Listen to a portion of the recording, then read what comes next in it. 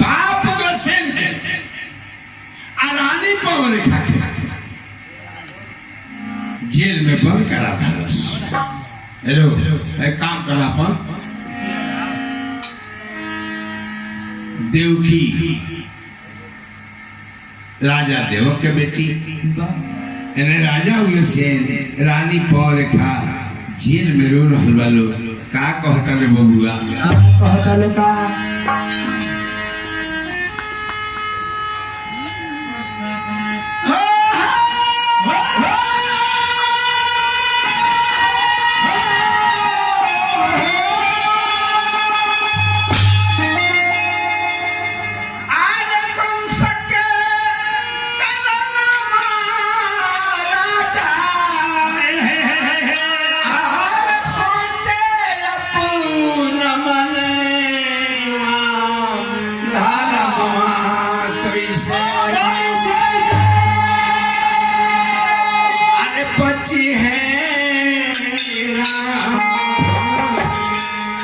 बची है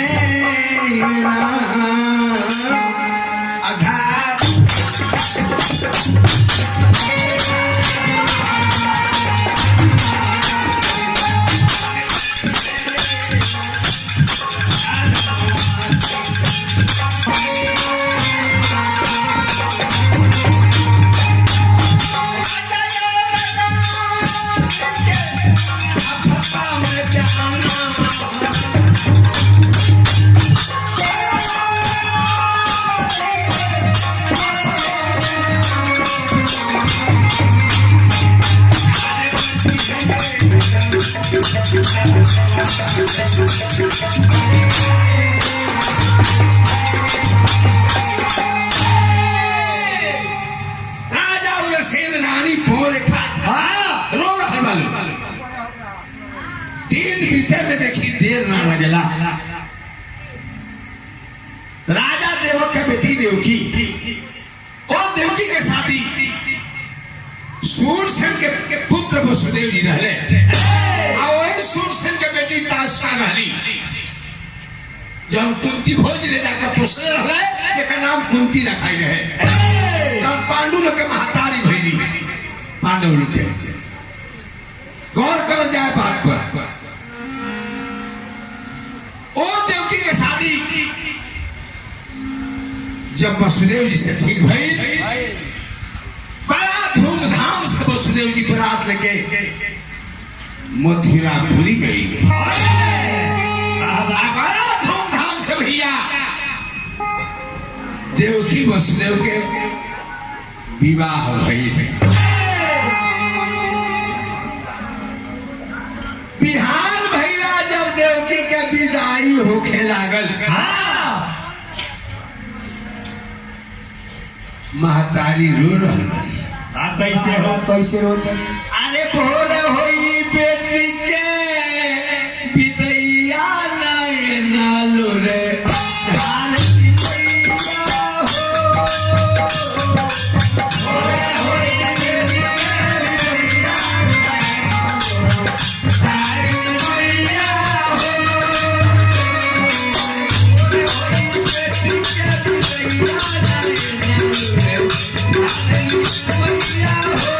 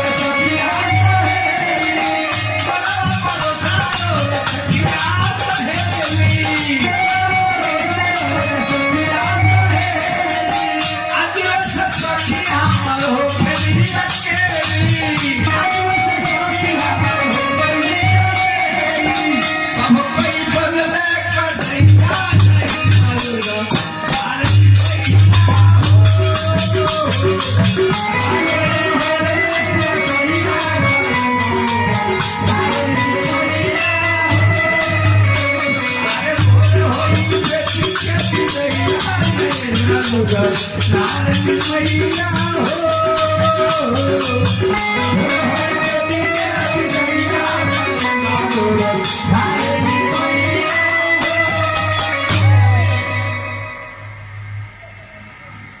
सफेद जब भाई कंस अपन रथ लिया के द्वार पर खार कहलस आ कहलस कि हम अपना चचेरी बहन के पहुंचावे खुद जाए।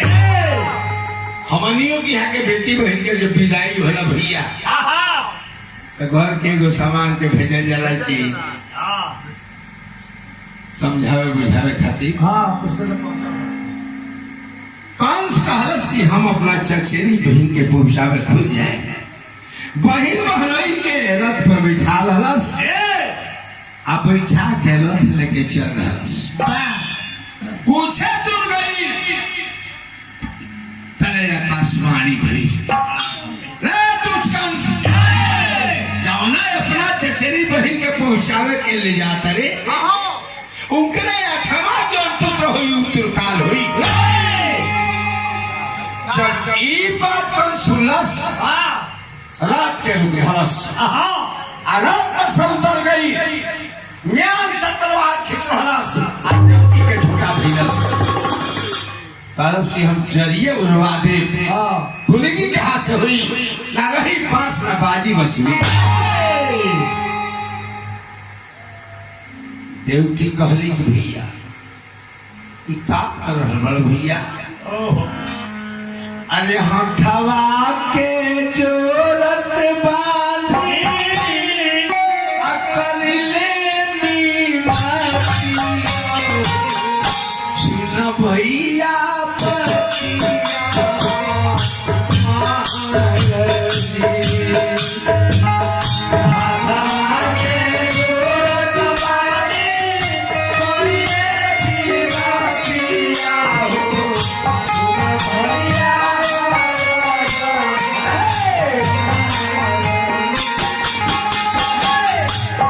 पतिया जोरत बानी करिले नीनतिया भैया सिंहतनी पतिया मारे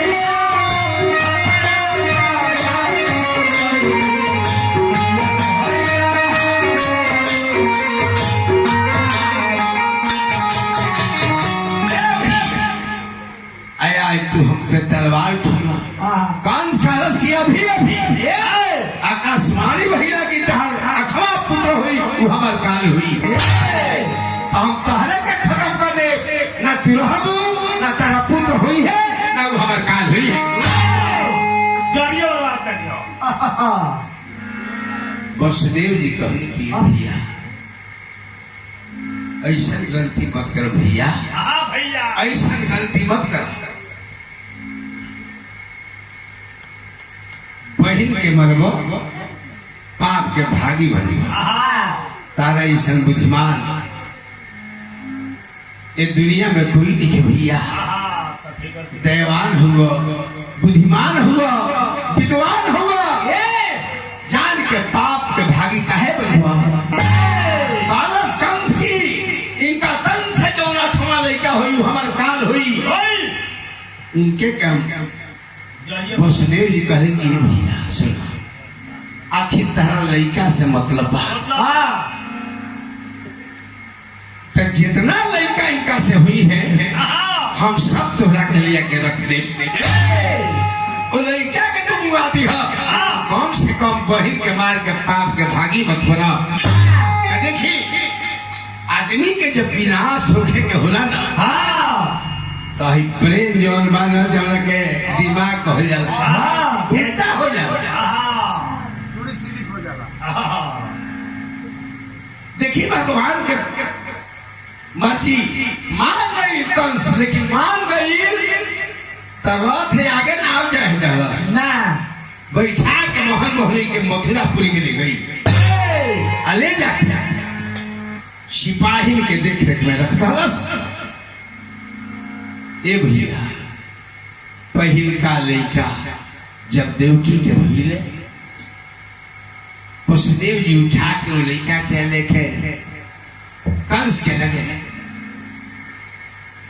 कंस कहलस की पहिल का लड़का से हमारा कोनो मतलब नहीं है ना, हमारा तो मतलब अठवा से बा। हम काहे तोहरा लोग पहिल का लड़का मार के पाप के भागी बनी, छोड़ दहस पहिल का लड़का कलश की ले जा के लड़का के तुम कोसा। लेकिन जब देवता लोग के मालूम भइल पहिल लेके छोड़ देले बड़ा, तो देवता लोग तीन लोग के डाकिया बाबू नारद जी के भेजो, जाई रविरा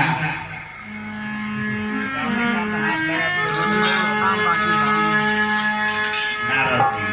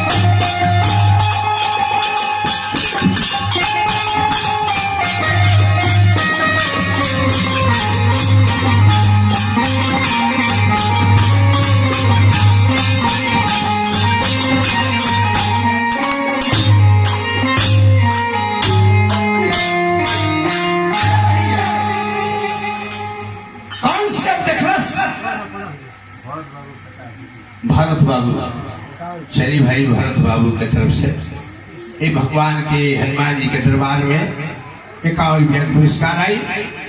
परिवार से खुशी रहे खातिर हनुमान जी से, कन्हैया लाल से हाथ जोड़ी कर जोड़ी बात की हमेशा परिवार में मगन बनो। भैया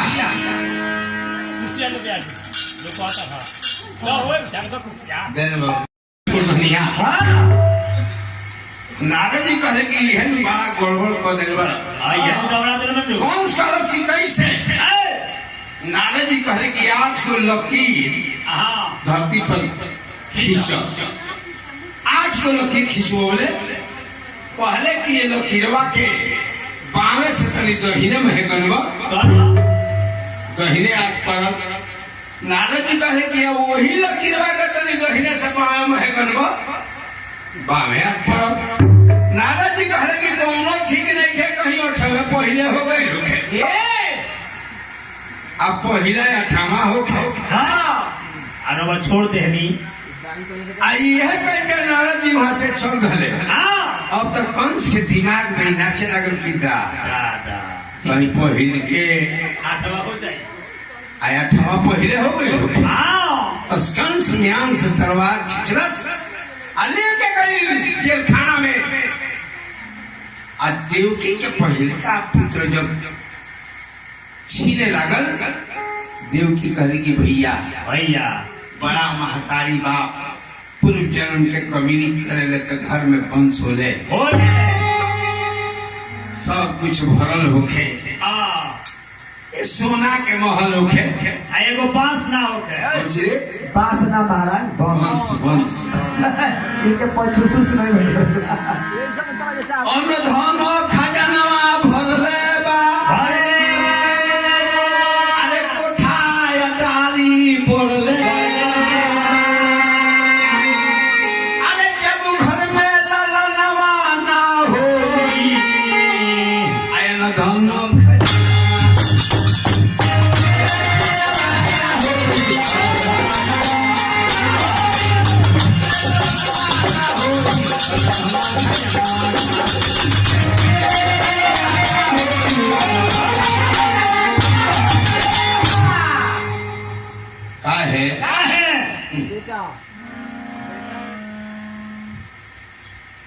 सब कुछ बा बेटा नहीं था सब बेकार बा ए भैया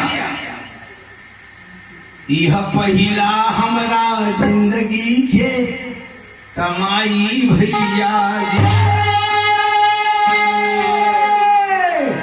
एक छोड़ी दी हम अरे बचाई भैया जी यह पहिला हमारा जिंदगी के कमाई भैया लेकिन कंस बलियारी देवकी के हाथ में से छीन के पहिल का लड़का मुआ दहलस दोनों प्राणी हाय मार के रह गई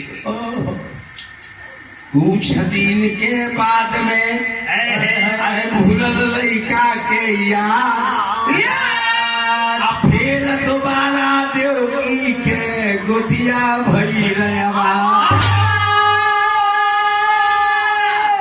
लेकिन इहो कंसेप्ट सुनला से तू सरको के मार धरस यही के ना बच्चा होखत जाता रे आ कंस मुआव जाता अरे खबरिया तब कंस के भइले चली ना आजमगढ़ फैजाबाद बस्ती देवरिया गोरखपुर बनारस आई ना पहाड़िया ले चल जाई पहाड़िया माधोपुर सिवान बड़ा दूर में घूमल साइकिल से आई हो जी बागा साइकिल से अच्छा को पहुंचो जरा साइकिल तो पहुंचो लोग खींच के अब हम देखिए भाई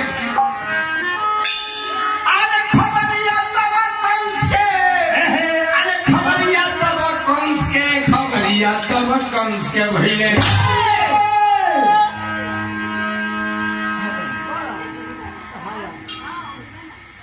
ऐसे ही मारेला कंस छवरे भगीना लड़का देवकी के कंस मार धलस ऐसे ही मारेला कंस छवरे भगीना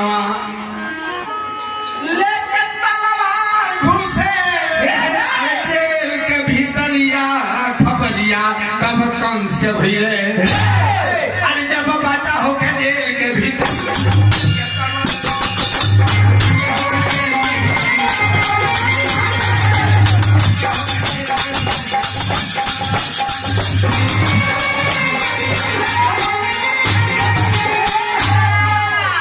अब देखिए क्या होता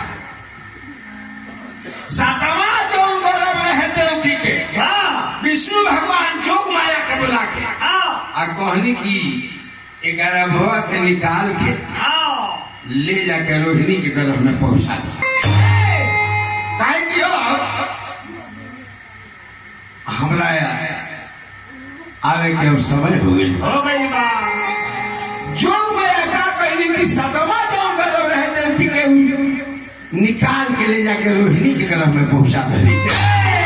हवा हो गई देवकी के सतवा गर्भ नष्ट हो गई। अठवा के जब बेरा आया भाई तो कौन सा हाथ में हथकड़ी गोल में मेरी दुआरी के केवाड़ी बंद पहरेदार रखा गई है। जब भगवान देवकी के गर्भ में आईनी ए भैया यह भादों के महीना रिम झिम पानी बरसा ऊपरा से बरसेला अरे पुनिया सुतल सारी दुनिया सुतल सारी दुनिया नुए ललना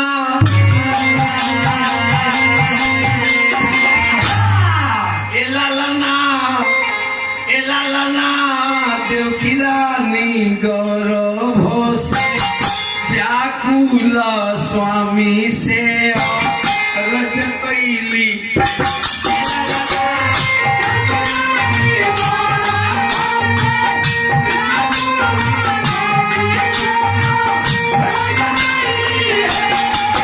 देवकी रानी गौरव से व्याकुल स्वामी से रज कैली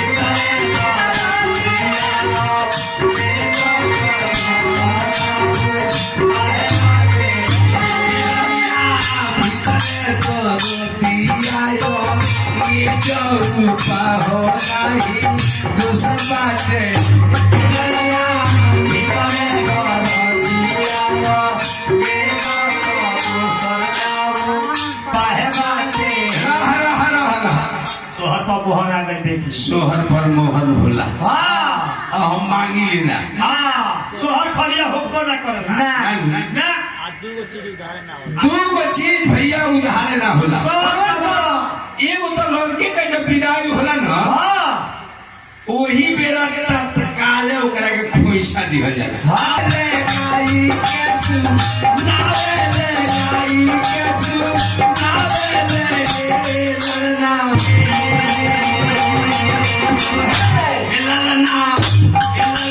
यही सोहर के गई है परम पद वही है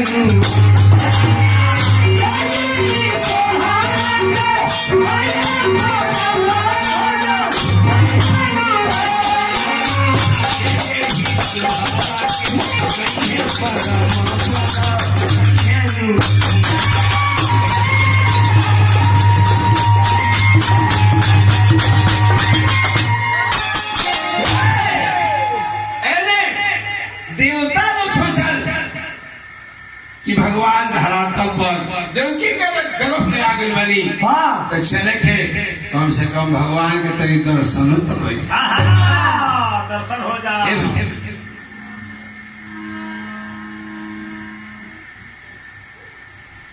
कैसे देवता ने चलता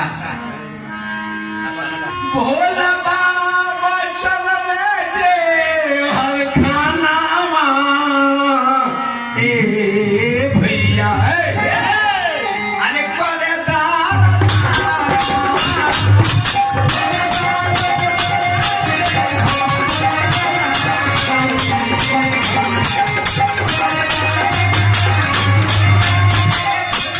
भोला बाबा चल दे हर खाना भैया अरे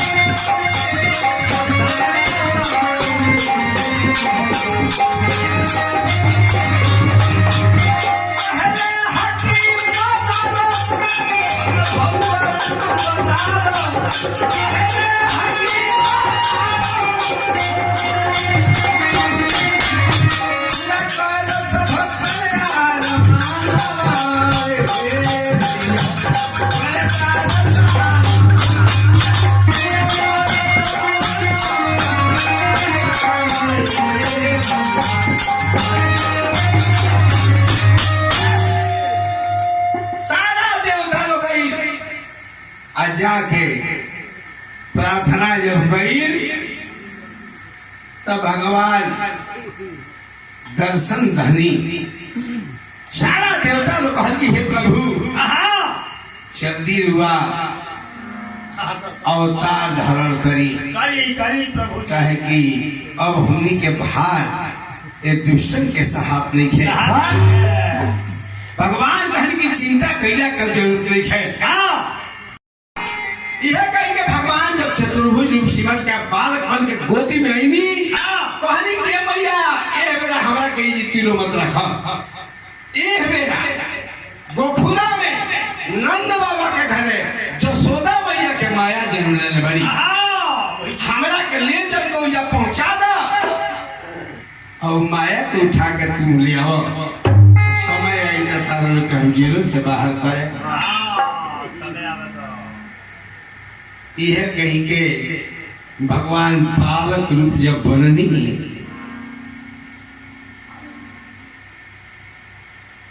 कहली देवकी की पति देव ए बाबू के बचाई न तो कंस जान जाई नहीं बाबू के मुआदी आई नहीं बुझा कि जरा पल लगरा में पल हो जाई कंस के लगे कहा बा शक्ति ये बाबू तुम्हारे के लिखी भैया माया केहू के छोड़ले नहीं खे कहले मुसने जी की कैसे बचाई हाथ में हथकड़ी बा वो में पेरी बा दुआरी के केवाड़ी बन बा पहरेदार लो जागल बा देखी भगवान के माया हाथे हथकड़ी खुलल पेड़ी छीतरा गई रे बाहर आ गई रे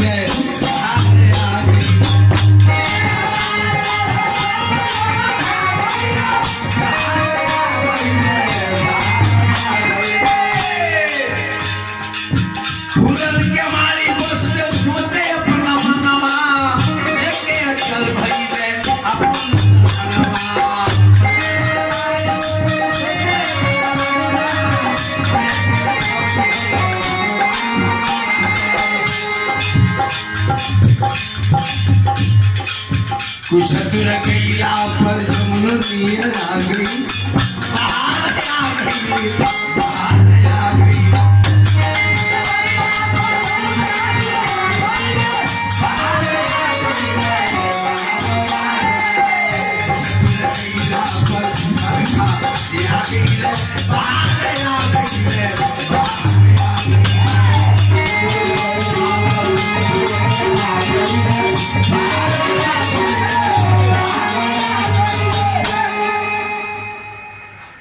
वसुदेव जी भगवान के लेके चल घरी। हाँ, पैसा लिया जाओ। अभी तो चकिया पिचकिया ने चलते बा। तारे का है हमनी का बंद हो गई। हेलो हेलो तो चकिया बंद हो गई हमनी का में और जिगना मेरी कौन हैं? तो सबके का हो गई सब धुआं हो गई। अजरिया के समय आप देखिए भैया, खाली चलता हूँ ना। सूप में लेके वसुदेव जी पहुंचे जमुना तीरे। एने घाटा गरजता, पानी बरसता।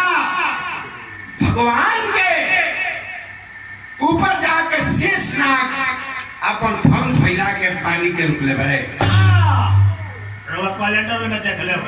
हाँ हाँ, कैलेंडर में तो देख रही अब पढ़ लो। सूप में लेके वसुदेव जी पहुंचे जमुना तीरे। आ जमुना जी में पाँव धर लगले तो जमुना बढ़ेली धीरे धीरे धीरे जैसे ही अपन पैरवा जमुना जी में रखल है, जमुना जी का बढ़े के काम लगा दो। अब तो हाथी पैर खींचले आ हाथ जोड़ के जमुना जी से विनती कैले किए जमुना, अरे बात मेरी बिगाड़ी बनाई दो जमुना जी, अरे बात मेरी बिगाड़ी बनाई दो।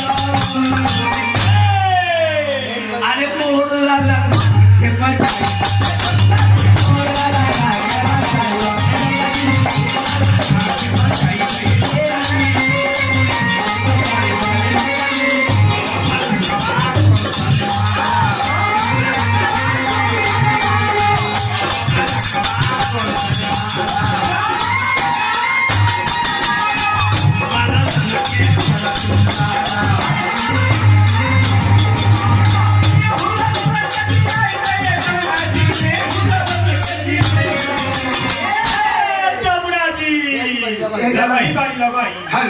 अरे मोर लाला के बचाई।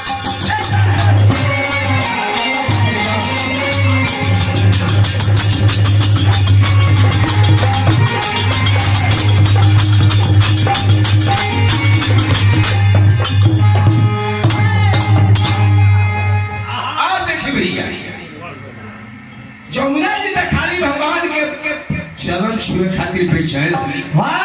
जैसे वसुदेव जी के भगवान घबराहट देखनी, वसुदेव जी सोचे लगनी कि आगे जतनी तो जमुना में डूबतनी, हम तो डूबे करे भी बाबू डूबिए, लौट के जेल में जाता नहीं। कंस पापी ए बाबू का मुआदी जमुना जी के जब प्रार्थना वसुदेव जी कैली, जमुना जी तो भगवान के खाली चरण छू है। कहाँ गए? हेलो जमुना जी के जैसे भगवान अपन चरण स्पर्श करी छुओनी, ऐसे जमुना जी था हो गई। अब वसुदेव जी भगवान के लेके ऊपर से ऊपर चढ़ गई। देखिए भगवान के लीला, जसोदा मैया के माया जन्म ले रही, लेकिन का इहो पता न रहे कि बहुआ भइल बड़े कि बहुनी भइल बड़ी।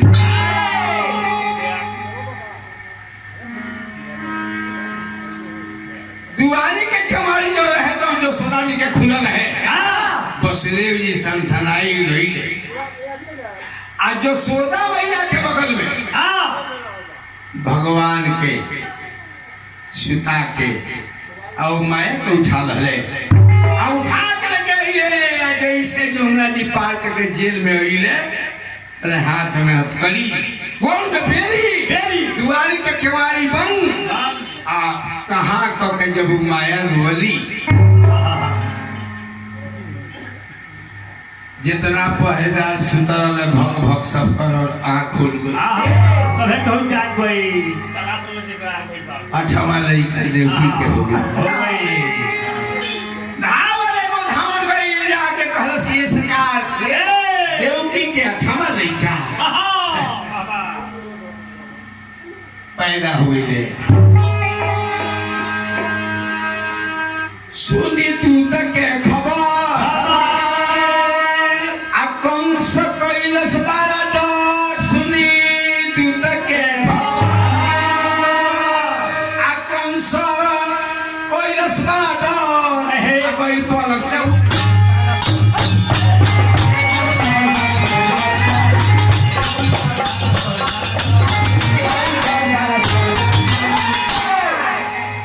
कैलस पतनी जगर गई जेल के भीतर कैलस पतनी जगर गई जेल के भीतर कैलस पतनी अरे गई जेल के भीतर मन में बोलल बाटे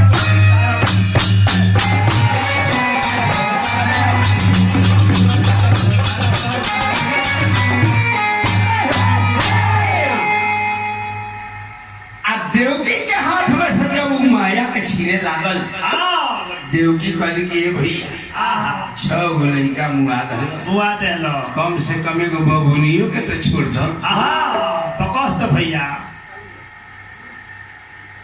कंस बड़ा जोर से हंसल आ कहलस कि हमरा डर है भगवानो ना होइले बलियानी देवकी के हाथ में से कंस ओ माया के छीन लहलस आ छीन के दोनों पैर धाके चलस की पटक दी अरे वो माया कंस के हाथ में से छूट गईली आ आकाश में उड़ गईली जाके अष्टभुजी भवानी भईली आ कहली रे दुष्ट कंस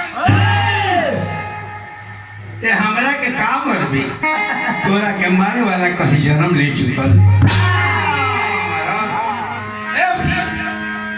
अभी चिपल बा आउ है वहां से उड़ के जब विंध्याचल पर्वत पर गईली आई विंध्याचली देवी के नाम से प्रसिद्ध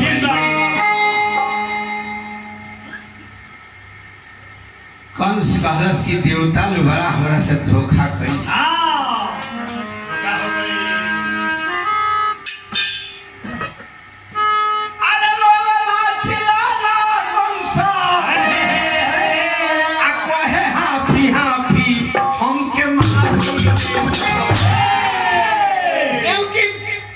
वसुदेव जी के हाथ जोड़ के कंस कहलस की देवता लोग बड़ा हमरा से गद्दारी कई कि कुछ के आकाशवाणी कई धोखा करे हो देवता लोग आदरो में चिल्लाला कंस कहे हाफी हाफी हमके भैनी अधम नीच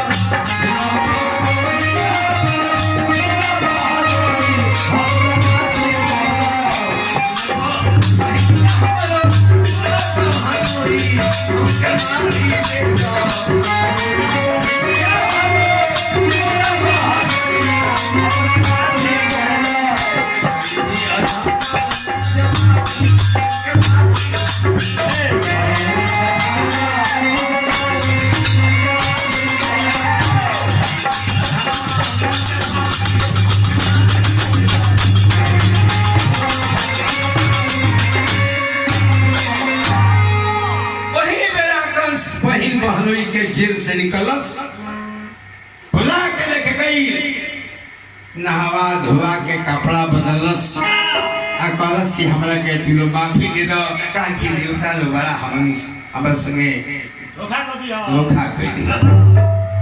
पहले वसुदेव जी की में केहू के दोष ना होला, समय के परला पर लाचार होला आदमी, समय के परला पर लाचार होला आदमी, हो के शिकारी भी शिकार होला आदमी।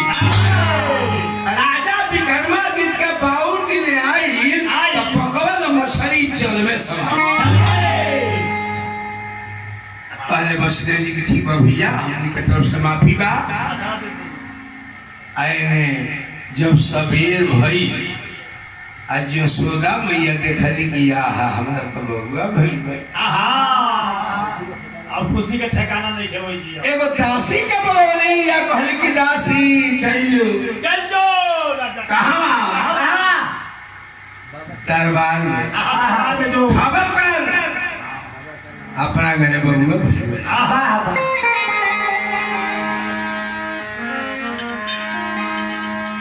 दासी जातिया नंद बाबा से जाके का कहतिया नंद बाबा से हमनी के केकरा से कहल जाई हमनी के अब तो दूसर के नाम आदमी लिखे जा उधो बाबा के हो जाना आदमी जाके कहतिया कि ये राजा जी मैं बधैया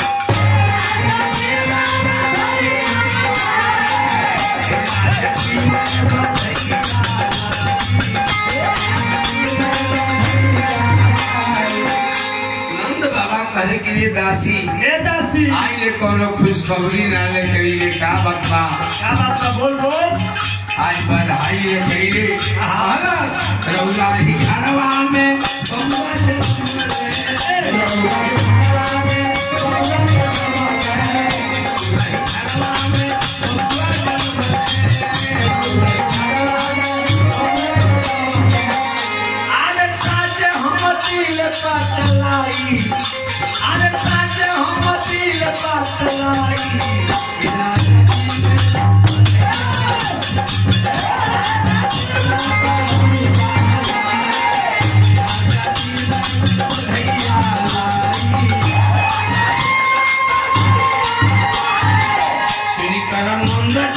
मनोहर सही